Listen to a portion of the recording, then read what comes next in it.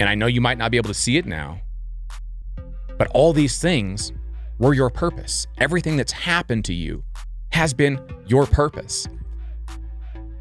And if you really want to be happy, go help people. I mean, you know me, like it's always been the one thing in life that's always made me most happy is helping people.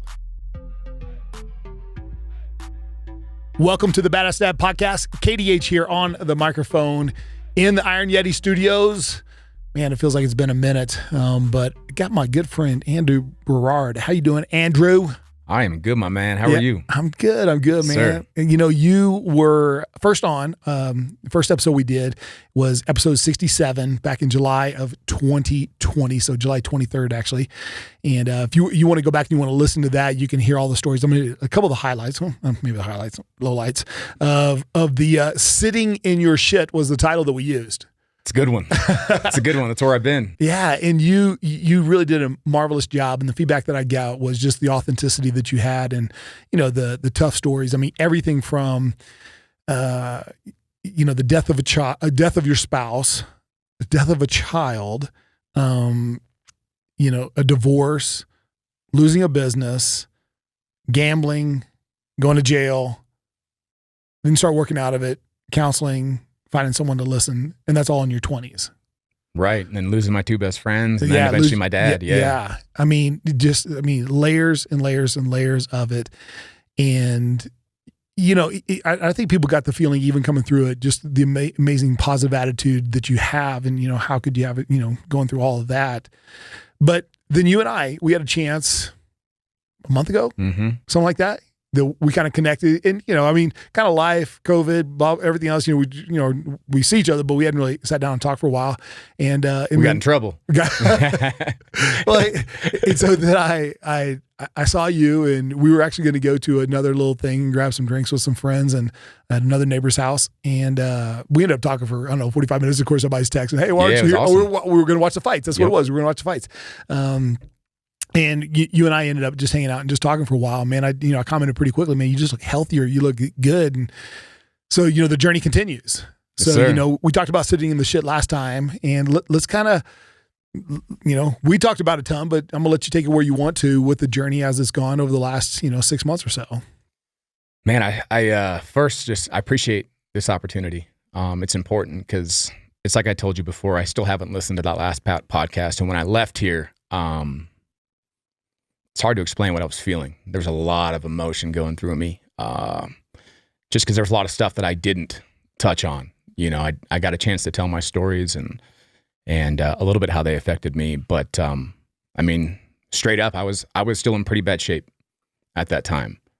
I think we touched on it briefly last time, but you know, COVID kind of made me sit in my shit. You know, and since I was 21 years old, I've never had to actually sit in my shit. I became an expert at avoiding my shit, basically. You know, and I spent a good 23 years doing whatever I could to avoid sitting in it and eventually dealing with it. So just being creative in how you hide. Yeah, man. And it was I mean, it's pretty simple. The biggest, I mean, I would do anything to distract myself, anything. And it started with work. You know, I would try and just work as much as possible. And, you know, I'd get done working a 12-hour day and then go play 18 holes of golf and then, you know, go home and fall asleep and repeat. And that eventually ruined most of my relationships. You know, nothing really functioned that way, but it kept me going, you know. And one of my worst patterns was I heard it from people for decades that Andrew's great and then he's not so great. And a big factor of that was my job. You know, my catering business, as you know, has always been seasonal. So I would always be good when I was working.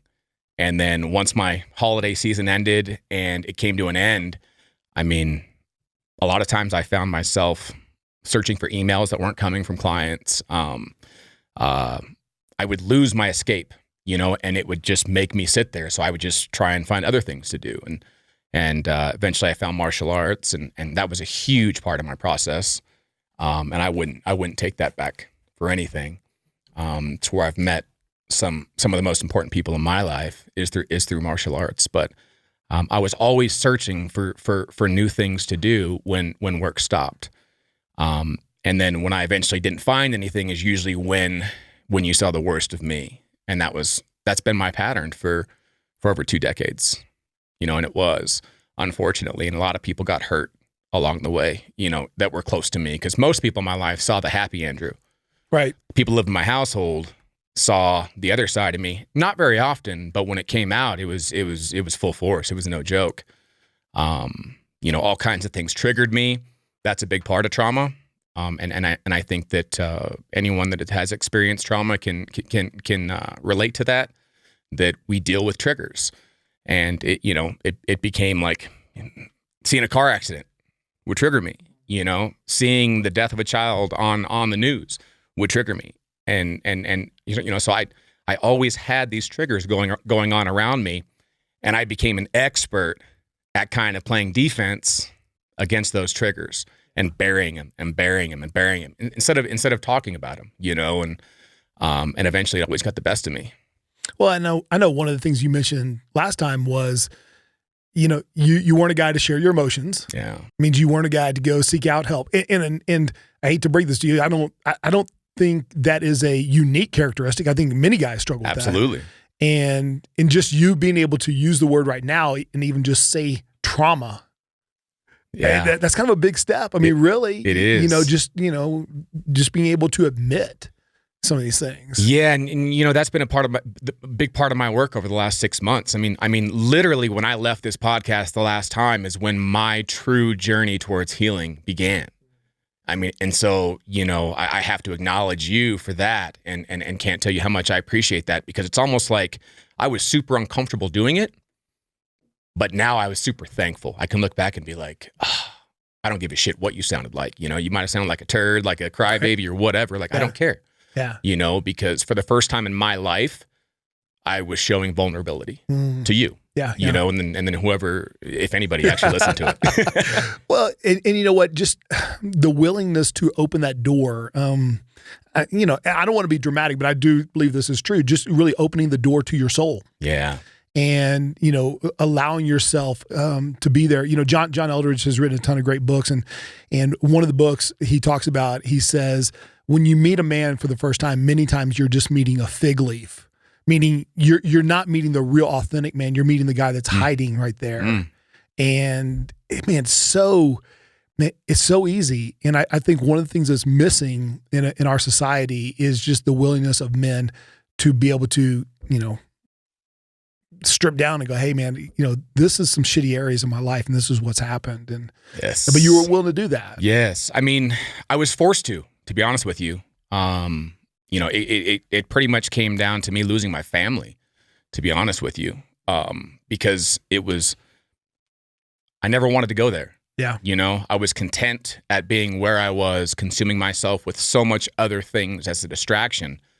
And it eventually caught up. I would work 18-hour days and then go help out at the Jit Pit as much as I can. And I would never say no to Justin or any of the guys. You know what I mean? Not and they're extremely important people to me, but it's not that I didn't want to let them down. It just gave me another distraction not to have to sit at home, with my kids and sit in my stuff. So yeah, man, like I said, I just became an expert at being distracted. And on our last podcast, that was kind of the opening for me. That was the first time that I had ever opened up. I mean, people have known bits and pieces about my past, but it's long. So, you know what I mean? So it's very rare you have 2-3 hours to sit down with an individual and talk and get it all out. And I remember leaving, I had mixed feelings, Okay. It was just, a lot of it was insecurities. I was like, oh great. What are people going to think about me now? And this and that. They've always seen happy Andrew and, fun Andrew and this and that. But, that's trauma's a bitch. Mm-hmm. It is. Yeah. And one of my biggest mistakes, over the last 2 decades is I didn't do a very good job at validating other people's traumas. I always compared them to mine and basically told them, shut up. You don't know what it's like. You don't know what it's like. Like you have no clue. Yeah. Where now I see things completely different. You know, everyone's trauma is their own trauma, regardless of how big or small it is. It's their own, and it needs to be respected. And because of my work that I've done, hopefully one day, I'll be able to be used as a vessel for men, and to provide a platform for men to feel safe, to deal with their trauma. And I'm excited to share how I dealt with mine, because if I can do it with as much shit as I've been through, anyone can. Right. Anyone can. Well, and it's such a great place to be sharing, teaching, coaching, when you're coming through it, because it makes your journey go even deeper. Yeah. And you're in the midst of it. You know, I mean, it's kind of like, you know, I think probably some of the best coaches may be when they're, you know, purple belts and brown belts and even new black belts, because they're still remembering the, you know, the move, as opposed to someone who's just, it's totally reflexive. Yes. You remember more of the details when you're in the midst of this, you know, being a purple belt in this area. So how was it for you? And I want to get to the journey a little bit, but how was it for you? You know, you said like right after, you know, the podcast, you know, it's kind of like this door opened. I don't know, we can say, you know, rip the Band-Aid off and the scab was pulled off as well. And it was pretty raw. How was that, you know, next few weeks or months or whatever, that where you felt a bit exposed, and how did you step into that? You know, because of COVID, I pretty much was able to go back into shelter. Okay. You know what I mean? I was able to go back into hiding. I didn't have to go face anybody. The gyms were closed. Nothing was open. So, you know, I think my answer might be a little different if the JIT pit was open and if other things were open where I had to go and see people. Okay. But I haven't had to do that yet. But strangely enough, that was my plan. And I know that now. Like, that's how things were supposed to shape up for me personally. Well, and I know when you got back, and Elliot was, your wife, was, you know, on a similar journey.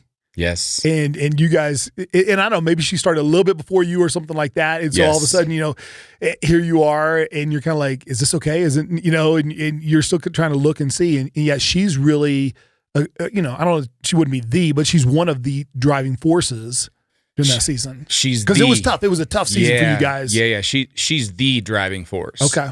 For everything that's happened for me over the last 6 months. She started hers. She started her own process without me. And she went on her own journey doing her, she started following Deepak Chopra and doing his program and learning about meditation and mindfulness and abundance and all this stuff. And I remember sitting there and just listening to her talk. I'm like, what the hell are you doing, woman? You know, it was so foreign, but she was in it. And I was intimidated by it because I no longer became the focal point of our household. She had just dove into this because, you know, she's had her own trauma, very different from mine, but just as deep, you know, and we both knew that, I mean, she was doing the same thing, working 12-hour days. You know, we never saw each other. We had the most unhealthy relationship, but we still got along. And you know, I think that when there's so much love and respect between two people, I think you can always make it work, but it doesn't make it healthy. And we knew we weren't healthy. You know, it's funny. We look back now, and I think it was 3 or 4 months before COVID happened. We made a decision to go see what do you call it? Marriage counselor, marriage therapist. Yeah. So we go down to Cherry Creek and we go in and we spend 2 hours with this poor lady. And we start telling her like what our life is like. And, you know, it's like, okay, we get up at 3:30 in the morning and you know, we do our thing before the kids get up. The kids get up at 5:15. We get them ready for school. Elliot leaves for work at 5:45. I drop the kids off from school. I go to work, come home, and then literally it doesn't stop until, you know, 7, 8 o'clock at night. And there was never any time for us. And this poor lady, she's just sitting there, you know, looking at us, and she didn't really say much because she just let us share everything that we were doing at the time. And when that session got over, I'll never forget this. And again, this was another step in kind of telling us like, hey, you guys got to wake up. We told her, we said, well, what do you recommend? What do we need to do to fix this? And she looks at us and she goes, you guys, I could have you come back and take your $300, but she goes, I'd be stealing from you. Unless you two can make major life changes, you will never be healthy and your kids will never have a chance. Shit. And so I'm not kidding you. I looked over at Elliot and I go, so we're fucked. Let's go. We're good. And we laughed about it, but we still stayed in it because we had convinced ourselves that we didn't have any other choices. And I think that's the mistake that so many parents make nowadays, because we've been trained and conditioned that work, money. And guess who gets left behind? Your kids, your health, your mental health. Yeah. And we had done such a good job at convincing ourselves that we have to work these long hours because we have 4 kids. And having 4 kids is a mother trucker. It's hard, especially now, everything's gotten so expensive, and it was never enough, and so everything's changed. But as much as that was hard, I just have to imagine that keeping up the facade, because both of you are fit, good looking, athletic, making money, cars, all this kind of stuff, living in a good neighborhood. I mean, that facade has to weigh on you as well. Yes. And at some point, you just kind of said, it's got to change. Yeah. And it was her great closing line that if y'all are going to change, I was like, I should write that down. There's a closing line right there, for people in sales to learn that. Yeah. But that's the honesty that we needed, you know, and I had been through a ton of therapy and it never worked. But it was that lady making that one comment at the end of our session that kind of took us to reality of where we were. Like, it was, even though we were laughing about it, it wasn't a joke. And if we wanted to make change, something had to change. And Elliot had decided to make that change sooner than me. And I eventually followed. So let's talk about that journey then. So probably sometime August, September time frame, you finally, we get done with the podcast, we release it in July, and you say, okay, that's it, man. I'm stepping out here. Where do you start? What do you do? So, and I'm gonna be honest about what I've gone through and what I've experienced, because I've always been, ever since I was a kid, I'll try anything. Sometimes I got to learn the hard way, you know, and whether it was drugs, alcohol, whatever, like, I want to experience things. I don't want to be ever one to make judgment on something without experiencing it. So we actually got invited to this thing called Journey. Okay. And that's what started it for us. So in this journey, I remember showing up at this house, and I remember looking at Elliot, and Elliot was just like, you have to trust me. She had already done it, I think, twice. And she goes, you just have to trust me. And as soon as I walked up to that house and I saw crystals on that front step, and I looked at her, I'm like, what are we doing right now? Yeah. What the hell is going on? Yeah.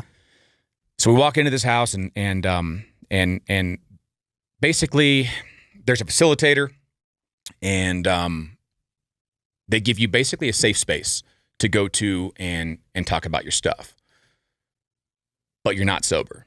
So they give you they called it medicine.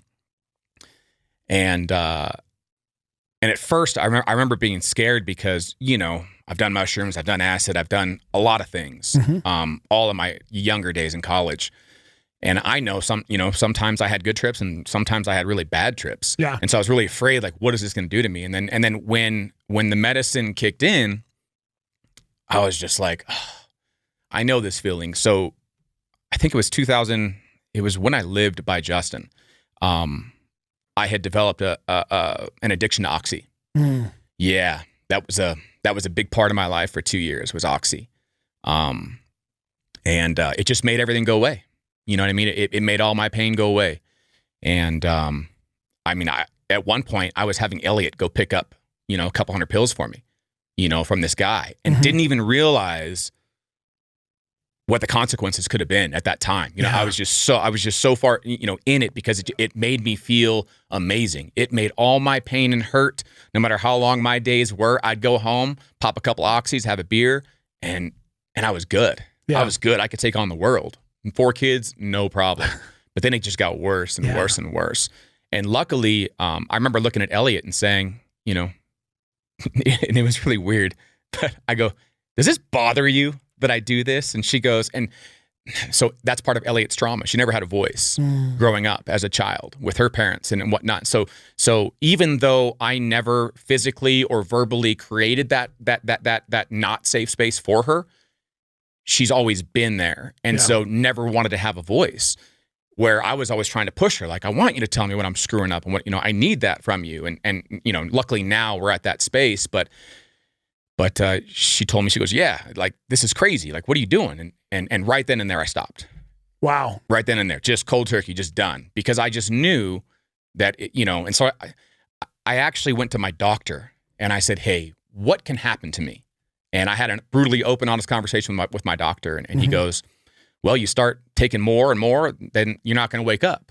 And so right then I was like, okay, all right, well, that's not an option, because that's always been my driving force. When it was Brooklyn, and when it was just me and Brooklyn, who's my oldest daughter, you know, it was always about her. Like, no way in hell am I ever going to let another man raise my daughter. Like, it's not going to happen, you know? And I'm not going to say suicide never went through my head, because it did. Yeah. But it was never an option. Yeah. Like, never, because I can take my dad for that. But there's no way I would want to put that kind of trauma on any of my kids, you know? And so luckily I was able to recognize that and pull away. But anyway, so when they gave us this medicine, it was the same feeling, the same exact feeling, just more intense. Okay. And I remember sitting there and I'm just like, oh man, this is okay. I know this is familiar. It's been a couple years, but you know, it's fantastic. Yeah. Yep. And it allowed you to, you know, to freely just talk. And so Elliot and I sat there and talked for 6 hours and we didn't even know it. It was amazing, amazing experience. And we had just open conversations like we've never had before. Okay, real quick. Is it, because is it safe to assume you feel like you're experiencing a higher level of consciousness during this time?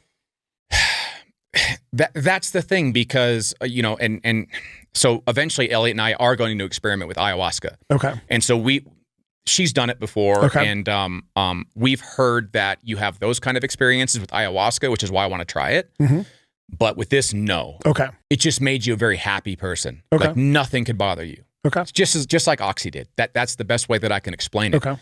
And I remember telling the facilitator, like, I know this feeling. Like, I know this. This is exactly what Oxy gave me. Like, just complete euphoria, you know, just like being on Molly. Same thing, you know, and so we did that twice, and then I had to start pulling away from it, because I told Elliot, I said, well, look, if this upset you when I was here 2 years ago, like, why would you want me to keep going this way and deal with my shit on drugs, basically, you know, and because eventually reality does kick in, you know, and what I didn't want and what I was starting to see at these places were that people were consistently having to go back, you know, and that's scary. It's like, okay, if you got to do this a few times, like ayahuasca, that's not something you want to do all the time. It's too much, you know, so you do it once or twice a year to experience whatever you want to experience.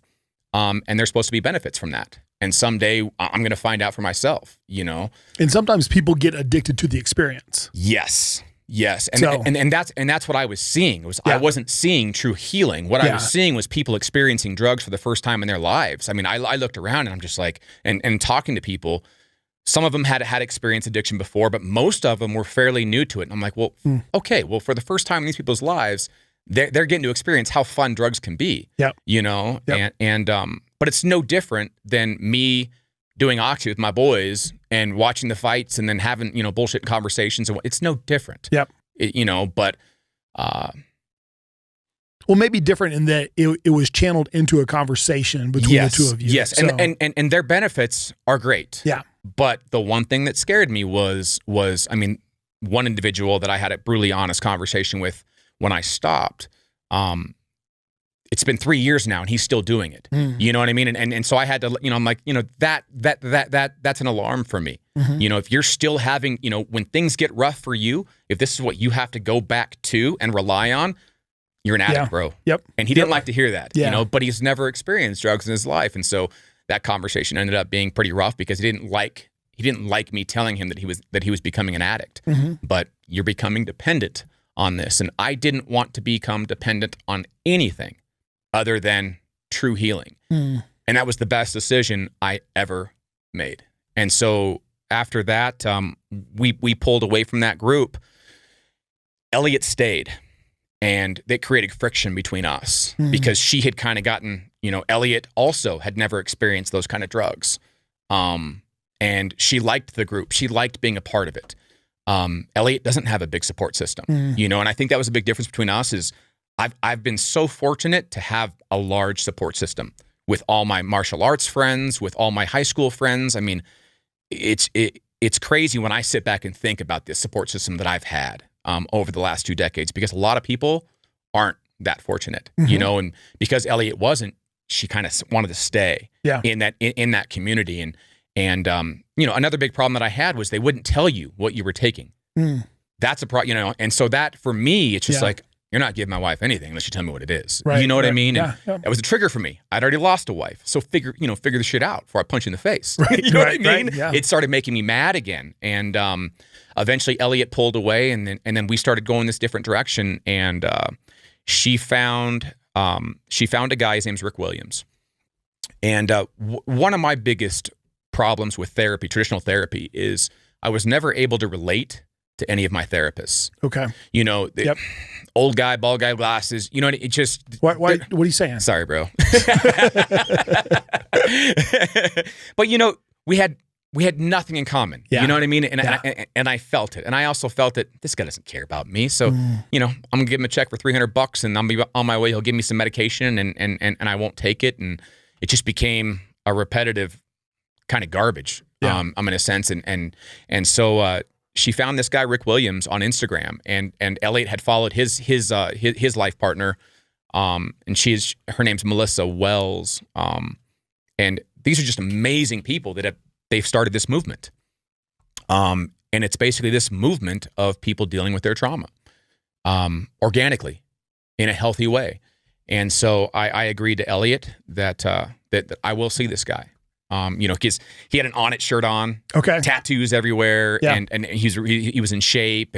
There's videos of him skydiving and just doing crazy stuff, and I'm like, all right. So he's a dude. He's a dude. So I'm like, I can get down with this guy. And it was the best decision that I've ever made, and thanks to Elliot, I made that leap, and it wasn't cheap. It's not cheap, but what I've come to learn is there's no price on mental health. Yeah. Period. Because that's a lot of times that's what determines whether people seek it or they don't is money, and it's like, until you've gone through it. Now I look back and I'm like, I remember, spending that $5,000-6,000. It's like, especially with no job, you know what I mean? Like that's a huge leap to take with no income coming in, just savings and, whatever else. But I knew I had to do it before it was too late. Our kids, even though they loved us, they were seeing sides to us because we were so exhausted that it was affecting them. And so I dove right in, and basically what he gave me a safe space. He gave me a safe space to go to, and he just listened. He listened and he gave a shit. And I could see it in his eyes. I could see that he really cared, and for me that holds a lot of weight. Yeah. And so we've had a 13-week process. I'm 9 weeks in, but one of the biggest things that he's taught me is about the nervous system. So before you jump into that though, I want to take a half step backward, and you and Elliot. So Elliot is on a journey, and she invites you into it. You guys go. There's medication that you guys are, and here's what I'd just love to share. I've never had an experience with some of these things or psychedelics or anything else, but what I can appreciate is that you both are really seekers. You're seeking, and and you're like literally just going, I know there's an answer out there somewhere. I'm just going to continue to knock on doors until I find the door that's going to work for me. And it makes me laugh because there's a friend of mine, Dr. Richards, and he's actually a pastor. And so I remember him saying this one time, and I go, this is a philosophy I would absolutely buy into. And he shared this because he had a lot of health issues. And he said, you know what? He would say this to you. He'd say, Andrew, you know what? I would love to be able to just pray and be healed of this disease. And if I could pray and be healed of it, great. If that doesn't work, I would love to be able to take an herbal supplement that would heal me of this. But if that doesn't heal me, then he would keep going, and he would go, I don't care if it's Eastern medicine, Western medicine. I just want to be healed. That's all I really want. And so I remember just going, okay, I can relate to that, because you know what? Instead of being so caught up into a dogma or an ideology or something, concerned about what other people are thinking about, just going, man, you're seeking, and you're knocking on doors, and you knocked on a door and you go, okay, I have an idea where this path would take me. And maybe there is some healing there, but I don't think it's the ultimate healing, which then you go, man, I'm going to step away. And then a new door opens that you're able to meet Rick Williams. And I want to commend you for that, because some people get so locked in, or they're so, I'm not doing that, anything but that. Or I'm going, maybe you need to knock on some more doors. Maybe you need to be open, having a conversation. That's the key. I mean, whether it's in politics, religion, life in general. Yep. You need to be open-minded. You have to. The more closed-minded you are, I guess the more stagnant you're going to be. Period. And it was just, when it gets to the point to where you realize you might lose your family because you're mentally not healthy. That's scary. That's especially when you love and care about your family. And I can remember, sitting on the back porch of my house and drinking a beer, and then just like tears would come down, and I would just like look up at whoever was with my dad, my wife, my daughter, like just begging, like, I wonder what it feels like to be happy, like truly, truly happy, because I don't know, and a lot of people in my life see the happy Andrew, but granted, I had a lot of happy moments, but I wasn't a truly happy person. Because when things slowed down and when I had to be by myself, that's when I got bad. And I had created such a pattern. This was my pattern. When my first wife died, I took about 1.5 years off from women. And you tried men. Oh, sorry, no. You wish. Yeah, man. So my habit became women. Yeah. Eventually. Yep. I would latch on to any woman that would take me on. I would latch onto them, and they would create a safe blanket for me. And then when they would leave me, or vice versa, I'd find the next one, and then the next one, and then the next one. And that became my habit for a long time. And it made me not be alone. And being alone was my biggest fear, period. And people in my family always tried to tell me, but I didn't want to hear it. Yeah. That's hard to take. Like, I'm a confident man. Don't tell me I can't be alone. And then I look back and I'm just like, man, I couldn't be alone. Yeah. I couldn't. And that's when I knew things were starting to turn for me, was when I was doing my work. Elliot and I had made a decision that we would stay in separate rooms. And we did that for 3.5 months. And that was the hardest part of my life. The hardest time in my life were those 3.5 months, because for the first time, my family had pulled away from me. Even though they didn't want to, they did it because they knew they had to. And I literally had to sit in all of my stuff for 3.5 months and cry and just do things that I've never done before. And I actually worked with 2 guys. And I worked with a behavioral psychotherapist, and then this Rick guy. And the psychotherapist started really digging into my past and really forced me to face every single one of them. And so it started with my first wife. And I carried so much guilt because I should have been with her that night. And because I wasn't, I blamed myself. I was being thick. It was a Friday night. I was exhausted from work, and she had a new job and met some new friends and wanted to go out with them after work, and I was supposed to go with her, and I was exhausted. I didn't want to, and because I didn't go, she's no longer with us, and that's something that I always carried with me. But what he was able to make me see was, hey, if you would have been with her, who'd have been drinking? And then I responded by like, well, me. And he goes, well, so she'd still be driving, right? And then he just started breaking it down in different ways like I had never seen it before. And he says, so what you're telling me is there's a good possibility that if you had fallen asleep in the passenger seat at 2 o'clock in the morning, you might not be here too. And that's when it was just like, I remember sitting there being like, you mother trucker. Like I've never looked at it that way. Yeah. And he goes, instead of blaming yourself, why not give thanks to her and maybe the sacrifice that she made so that you could still be here to serve your purpose? And then he starts talking about my purpose. And these are all just foreign new things to me. And that's something that Elliot was big on with me was purpose. Like, Andy, you need to find your purpose because I know you're not happy catering. It's killing your body. It's killing everything inside of you. We see it, but you can't get away from it. And it's hard when you've done something for 20 years and you've built this business right where you want it. I knew it was killing me. Right. I mean, I was getting hurt all the time in jiu-jitsu, but if COVID had never happened, I would have never stepped away from it. I wouldn't have, because it was my safety net, just like women were. At one point they were my safety net.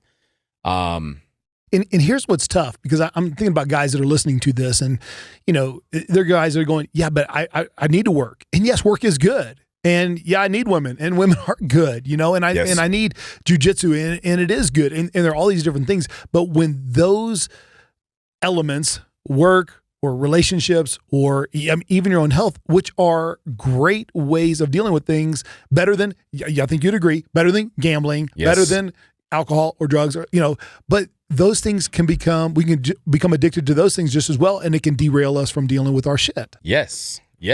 You become an addict to something. Unless you deal with your trauma, you become addicted to something, whether it's drug, alcohol, porn, like whatever. Yep. It's going to happen. Yeah. And that's the downside to trauma, and unfortunately for men, I was taught, I can remember being a kid and, we were always taught like, suck it up. Like that was like the frame, like that was like the saying in our household. Yeah. Suck it up. Quit crying. You know what I mean? Yep. And so we were never given a safe place to talk about our feelings and whatnot. And unfortunately, with all the work that I've done, I see how my childhood has affected me. I'll talk about my dad, who's no longer with us. I carried a lot of resentment towards my dad, and that was a big part of my healing. Was I blamed him for a lot of things that he had done in the past, and now I give him nothing but thanks. Just for all the life lessons that he gave me. I hold none whatsoever about for my dad, because I look back and I'm like, yeah, you know what? He did beat the shit out of me quite a bit. When I got bad grades, when I got out of hand, like I was the whooping boy, and it sucks because I learned that was like the beginning part of me having anxiety. That's something people don't know about me is I struggle with anxiety. I always have. And that's been one of the biggest struggles in my life is anxiety. Like, and I want people to recognize this, that anxiety is real, and it's like poison. It's the best way that I can explain it. It does so many bad things to you, and somehow you have to figure out a way to still deal in society and not let people find out about it, because not many people know much about it. They know anxiety exists, but they don't know why. Yeah. We're not educated as to why, and then it goes back to the nervous system and how when you're young, when you get beat and when you get yelled at and you get all this stuff, what happens to your nervous system as a child? And then once you're messed up as a child, that nervous system never heals. And these are things that you can read upon. Just Google it. And all the information's out there.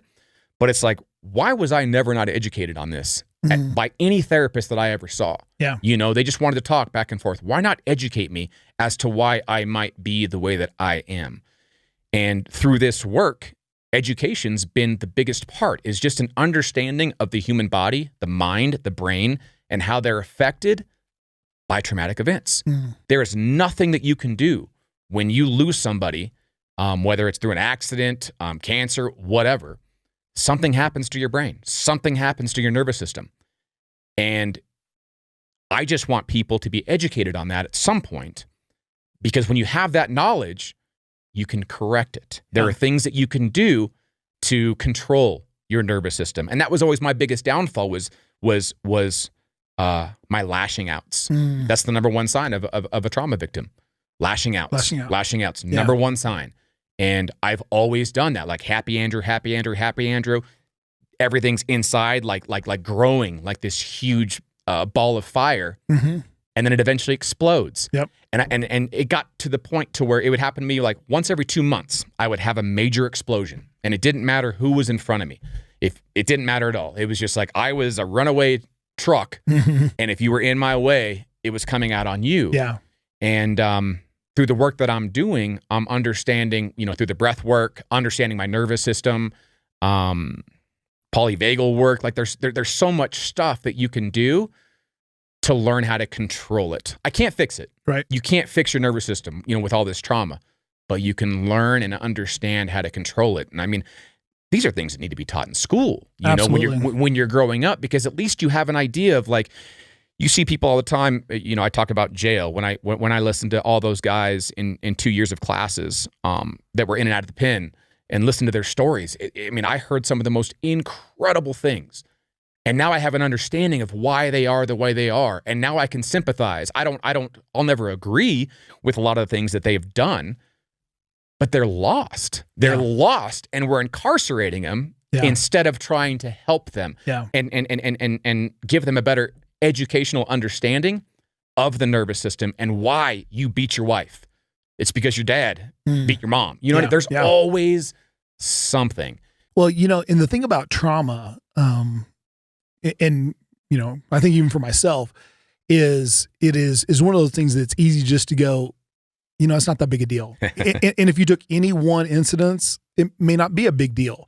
But when you're creating these neural pathways that you're talking about, it literally is though each trauma is a single string that the next time you have another string and then another string and they get braided together and another one and another one and another one. And all of a sudden what was a bad event, okay, yes, but now all of a sudden that pathway gets so reinforced that to break it is almost impossible. Awesome. And so it takes the first understanding, and then it takes the deconstruction of it and or understanding, how it is. And then how am I going to, like when someone has a clogged artery in their heart, how are we going to bypass this area to be able to make a better decision, to not go postal on, an old term, go postal on someone, even though they were just the person who just happens to be sitting in front of me when everything got clogged up and it has to come out. It has to. Yeah. It has to.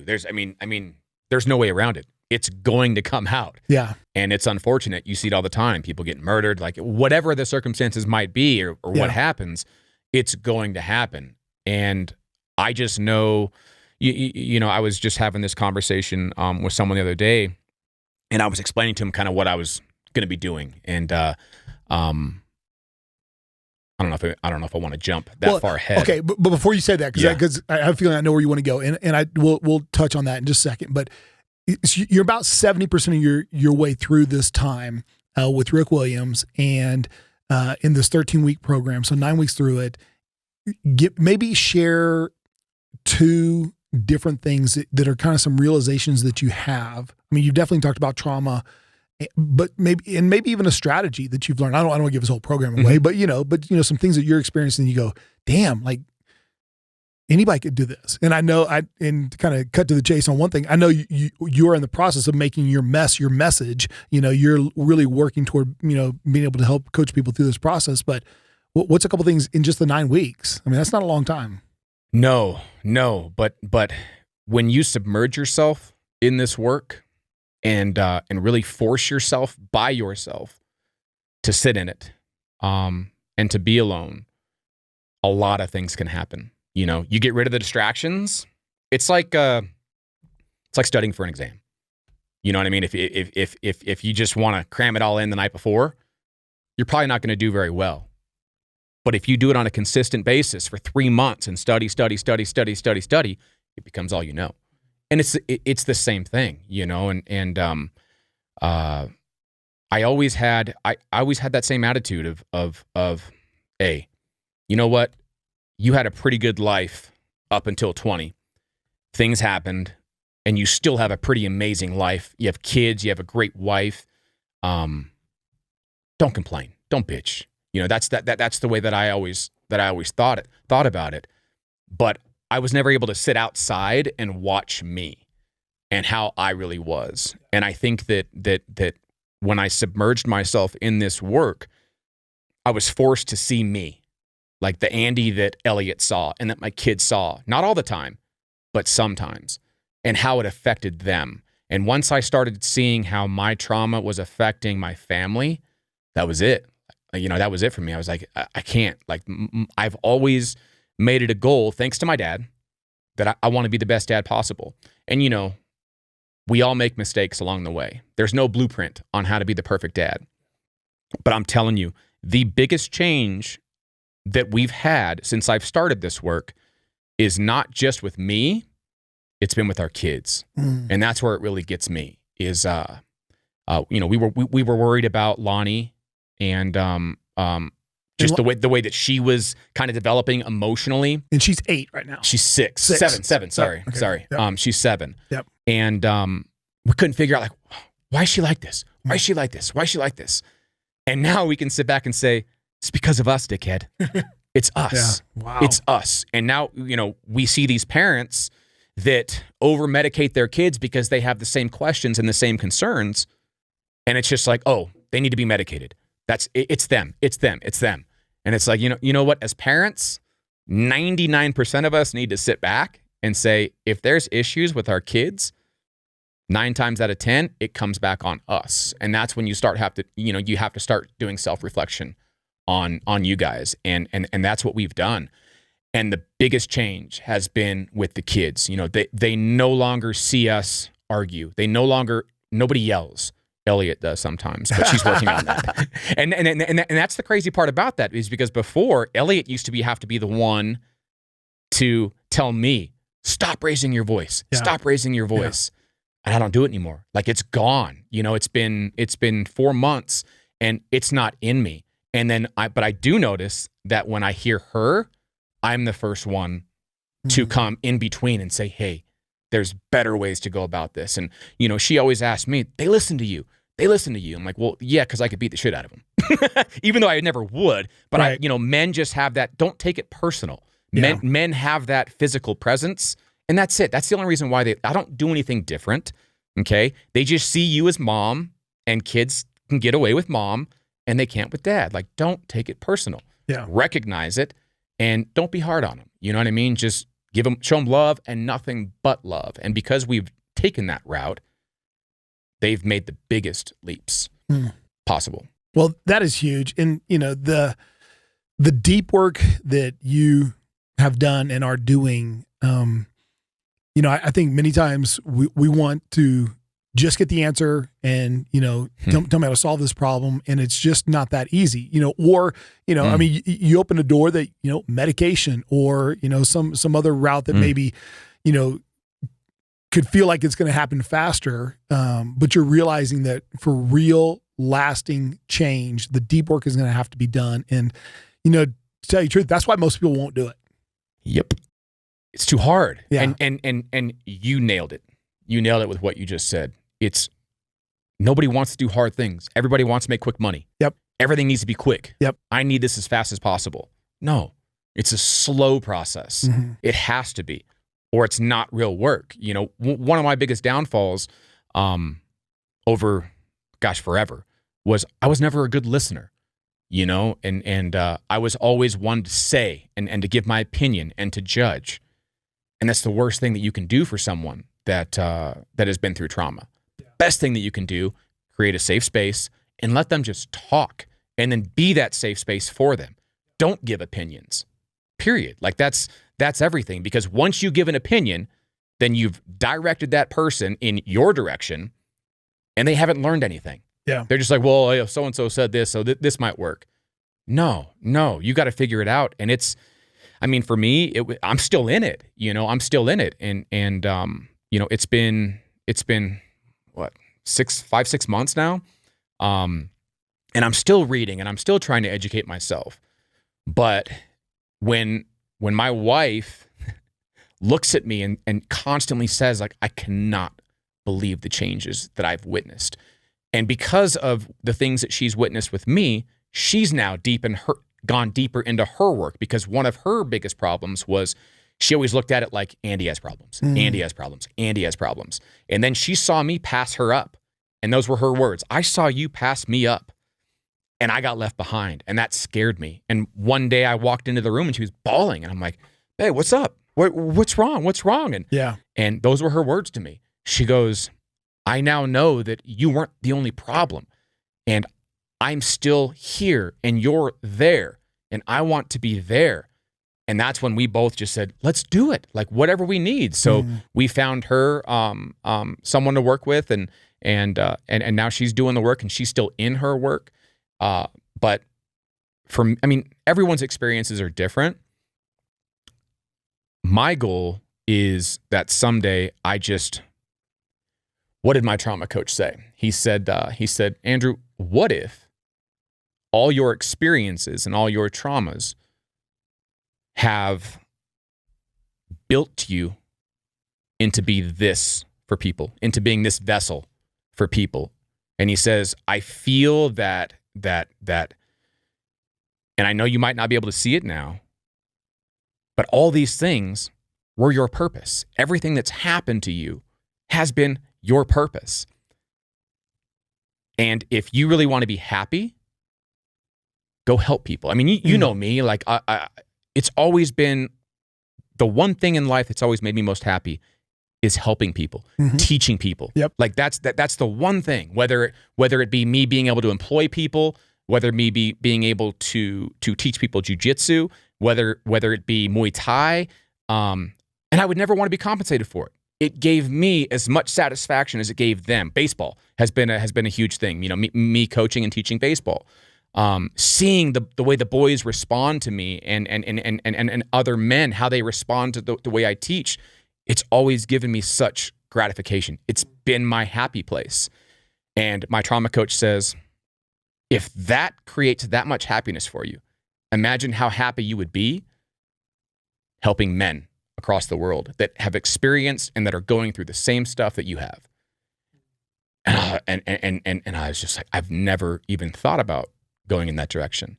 And that's where I'm at. That's where I'm headed. Well, I'm going to cut you off here because there's so many things that I want to go into, and we've talked about some things that we want to be able to do together in launching some rockets and things. And I just want to commend you, first of all, just for your courage and your willingness to do the deep work, to do the hard work, to really to get in there.